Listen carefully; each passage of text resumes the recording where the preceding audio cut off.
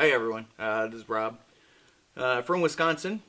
Yeah, I just wanted to. This is the last of our series talking about Joe, and so I just thought I'd share a couple of things I've noticed. Um, I I don't exactly notice the stuff like I see what everyone else says, but I've noticed a couple of things that nobody's really mentioned. Ever since I was a kid, I've learned to watch people for their character, because there's a lot of bad people you can avoid, but there's a lot of good people who go under the radar that if you watch, you can get to know them. And Joe is one of those guys.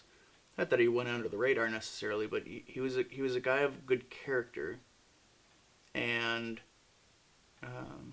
it was easy to spot when you were looking.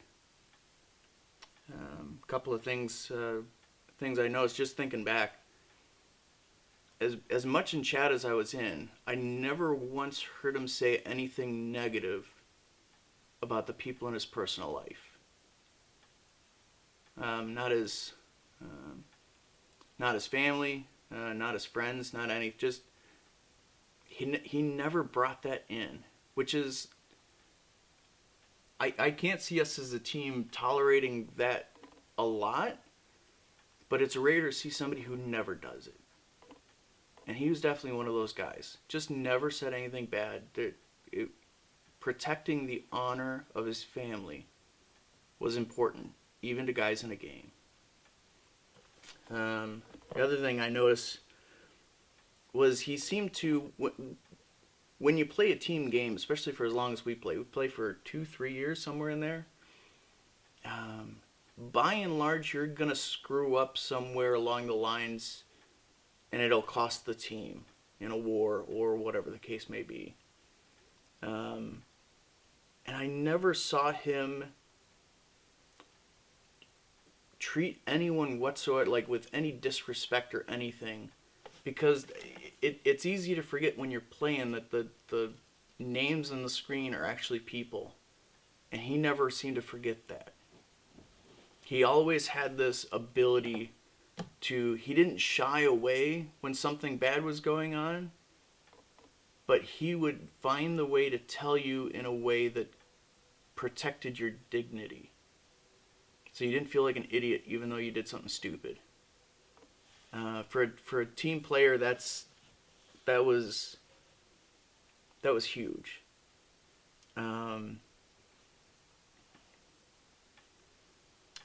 The last thing I thought of, I was scrolling through Band, or we have a chat program outside of the game that we use to talk back and forth, and for most of the time it's used for just sharing.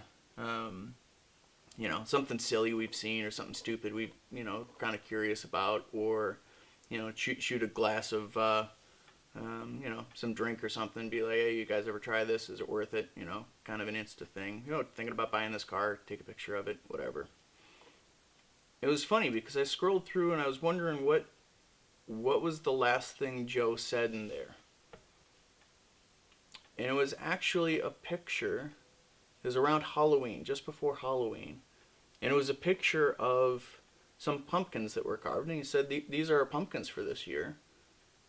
And everyone's like, oh, that's awesome, that's great.